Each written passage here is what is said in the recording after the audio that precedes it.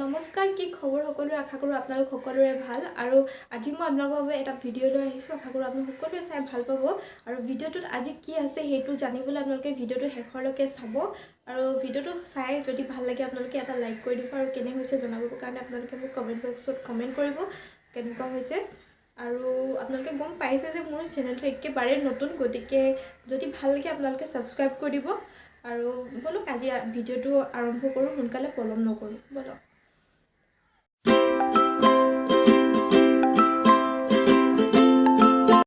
আজি আমাৰ ৰেচিপিটো বনাবৰ বাবে প্ৰয়োজন হোৱা সামগ্ৰী মই আপোনালোকক এফালৰ পৰা দেখাই যাওঁ এফালে এইখিনি মছলা আছে ইয়াত জিৰা ধনিয়া হালধি আৰু ৰেড চিলি পাউডাৰ মিক্স কৰি থৈ দিছোঁ আৰু এটা মিক্স মছলা ইয়াত দিয়া আছে এইখিনি চাউল বাসমতি ৰাইচ হয় এইখিনি ধুই মই টুকি থৈ দিছোঁ ইয়াত কেঁচা বিলাহী আছে ইয়াত 3টা দিছোঁ সৰু সৰু সাইজৰ ডাঙৰ হোৱালে দুটামান আপুনি সোৱাদ অনুসৰি দি ল'ব আৰু বিলাহী কিমান দিয়ে এইটো মই মাংস দিবৰ কাৰণে কাটি লৈছোঁ এইফালে আছে গাজৰ কাটি লৈছোঁ মানে এটা আধা অংশ দিছোঁ মই ইয়াত আছে শুকান জলকীয়া 3টা আৰু এইফালে নহৰু আৰু আদা কাটি থৈ দিছোঁ খালি মাংসত দিম আৰু ইয়াত পোলাও আৰু মাংস দুইটাৰ কাৰণে ইয়াত পিঁয়াজ কাটি থৈ দিছোঁ ইয়াত নহৰু আদা পেষ্ট ইয়াত বনাই থৈ দিছোঁ আৰু এইফালে আছে তেজপাত আৰু এইখিনি লং ইলাচি আৰু ডালচেনি আছে গতিকে ইয়াত গেছটো জ্বলাই ইয়াত কুকাৰটো বহাই দিছোঁ কুকাৰতে বনাম আমি আজিৰ পোলাওটো আৰু আপুনি পোলাওত ঘিউ দিব পাৰে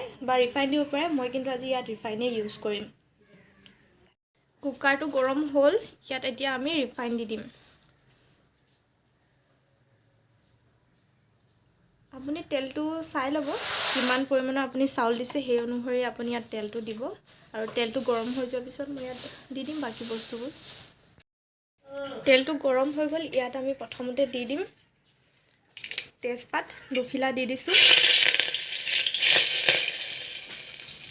তাৰপিছত ইয়াত আৰু লং ইলাচি ডালচেনিখিনি ইয়াত দি দিম লং ইলাচি ডালচেনিকেইটা ইয়াতে দি দিছোঁ গেছৰ ফ্লেমটো অলপ কম কৰি ল'ব তাত পিঁয়াজ দি দিছোঁ এতিয়া পিঁয়াজ আপুনি দি দিব সোৱাদ অনুসৰি কিমান দিয়ে আপুনি নিজৰ হিচাপত দি দিব পিঁয়াজ মই ইয়াত 3টামান কাটি লৈছোঁ পিঁয়াজ একেলগে দি দিছোঁ আৰু গোটেইবিলাক এনেকৈ অলপ সময়ৰ কাৰণে লৰাব এনেকৈ পিঁয়াজটো অলপ ৰঙা হোৱাকৈ ভাজি ল'ব লাগিব অলপ সময়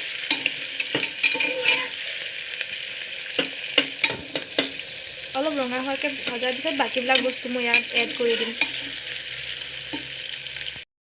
পিঁয়াজটো ইয়াত ৰঙা হৈ গৈছে অলপ অথনি মই কৈ থাকোঁতে ইয়াত কাজু আৰু কিচমিচৰ কথা ক'বলৈ পাহৰি থাকিলোঁ এইখিনি মই আগতে তিয়াই ৰাখিছিলোঁ ইয়াত কেইটামান দি দিম আপুনি পাছত দিলেও দিব পাৰে মই কিন্তু ভালতে এনেকৈ দি দিম আৰু এইটো আৰু লগতে আপুনি ইয়াত গাজৰখিনি দি দিব পাৰে ইয়াত গাজৰখিনি দি দিছোঁ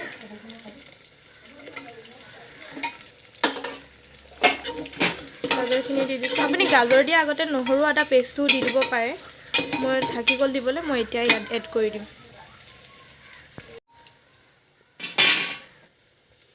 ইয়াত নহৰু আদা পেষ্ট দি দিছোঁ ইয়াত 2 চামুচ দি দিম নহৰু আদা অলপ বেছিকৈ দি দিওঁ 3 চামুচ জোখা দি দিছোঁ ইয়াত এইখিনি অলপ সিজিবলৈ দিব লাগিব নহৰু আদা ইয়াৰ কেঁচা গোন্ধটো যাবলৈ দিব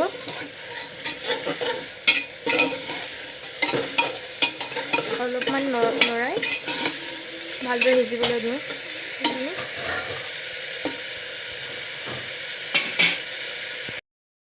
ইয়াত অলপ নিমখ দি দিছোঁ আপুনি সোৱাদ অনুসৰি ইয়াত নিমখ দি দিব আৰু আপুনি বিচাৰিলে অলপ ইয়াত চেনিও দিব পাৰে যদি খাই মই অলপ পোলাওটো মিঠা হ'লে খাই ভাল পাওঁ গতিকে ইয়াত 1 চামুচ চেনি এড কৰি দিম এইটো চেনি দিলে ইয়াৰ কালাৰটো দেখিবলৈ খুব ধুনীয়া হয় আপোনালোকে দি দিব তেলত ভালদৰে অলপ লৰাই লৈছোঁ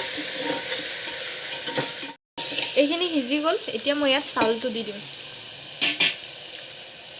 ইয়াত 2 কাপ চাউল আছিলে মই ইয়াত দি দিছোঁ চাউলখিনি এতিয়া চাউলখিনি দিয়া হৈ গ'ল এইখিনি অলপ লৰাই ল'ম ভালদৰে লৰাই অকণমান ভাজ খাবলৈ দিম চাউলটো গেছৰ ফ্লেমটো হাই কৰি দিছোঁ অলপ সময় এইখিনি অলপমান ভাজি ল'ম আৰু চাউলটো তাৰপিছত তাত পানী দি দিম। চাউলখিনি ইয়াত সিজি গ'ল, ইয়াত মই এটা পানী এড কৰি দিম।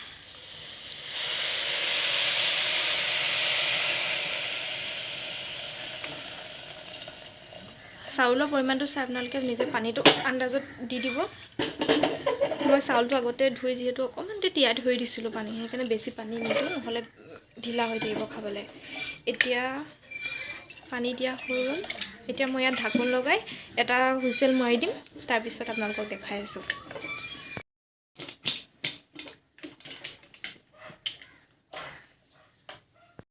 এইফালে পোলাও বনাই থৈ দিছোঁ আৰু এইফালে ভাবিছোঁ মাংসখিনি ইয়াতে বনাই লওঁ। এতিয়া গেছটো জ্বলাই লওঁ। ইয়াতে এতিয়া মাংসখিনি বনাই ল'ম। কেৰাহীটো অলপ গৰম হ'ব দিছোঁ।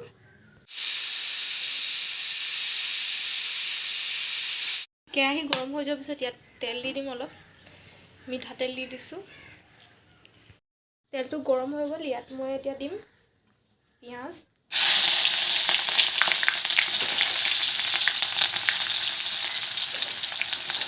ইয়াত কাটি থোৱা নহৰু আৰু আদাখিনি ইয়াত দি দিছোঁ। তাতে ইয়াত ৰঙা জলকীয়া আছিলে, শুকান জলকীয়া 3টা দি দিছোঁ। আৰু ইয়াত আপুনি দালচেনি ইলাচি দিলেও দিব পাৰে, নিদিলেও কথা নাই, মই দি দিছোঁ। ইয়াত এইখিনি অলপ দেৰি ভাজি ল'ম একেলগে। অলপমান ৰঙা হোৱাকৈ অলপমান ভাজি ল'ম।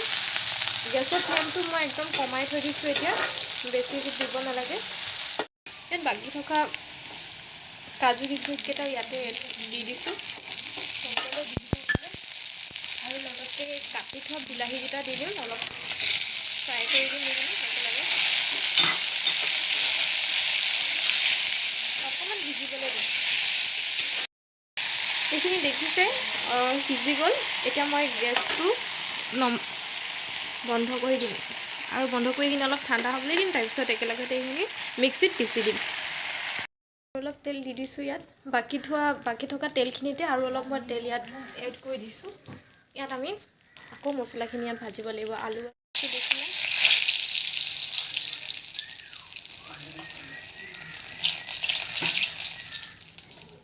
ইয়াত এতিয়া আপুনি সোৱাদ অনুসৰি নিমখ দি দিয়ক। মই ইয়াত 1 চামুচ নিমখ দি দিছোঁ।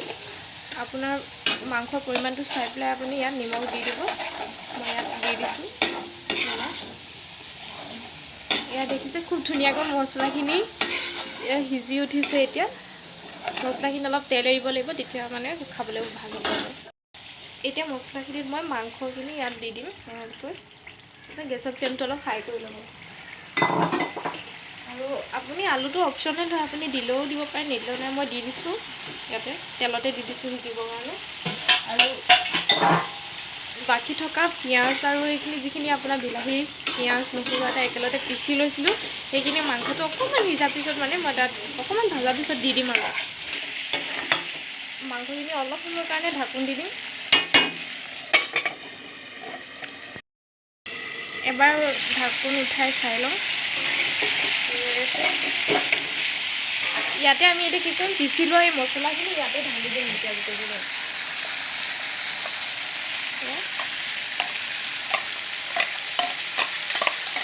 এইখিনি মই তেলত ভাজি নল'লোঁ, কাৰণ মই পিছা আগতে আপোনালোকে দেখিছিলে মই এইখিনি তেলত ভাজি লৈছিলোঁ ভালদৰে।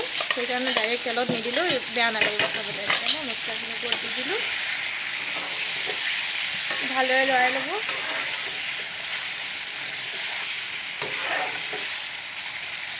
বাকী থকা এই মছলাখিনি মই ইয়াত অলপ পানী দি পেলাই ভালকৈ ধুই ইয়াত দি দিম।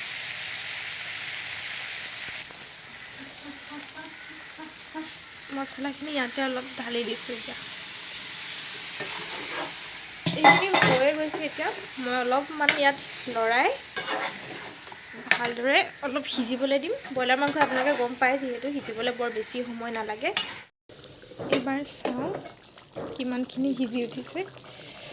এয়া দেখিছে মাংসটো খুব ধুনীয়াকৈ সিজি উঠিছে। এতিয়া আৰু অলপমান পানী শুকাবলৈ দিওঁ। ইতিমধ্যে মাংসখিনি সিজিয়ে উঠিলে, মই নমাই দিম আৰু অকণমান সময় পিছত।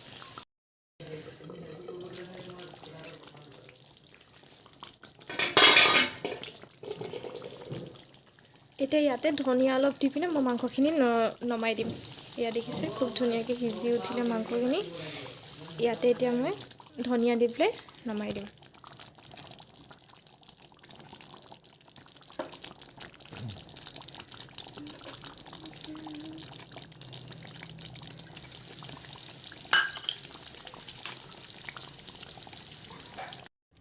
পোলাওখিনি ইয়াৰ যিটো ভাপ সেইটো ওলাই গ'ল। এতিয়া আপোনালোকক দেখুৱাম পোলাওখিনি কেনেকুৱা হৈছে। এবাৰ ওচৰৰ পৰা আপোনালোকক দেখুৱাই দিওঁ।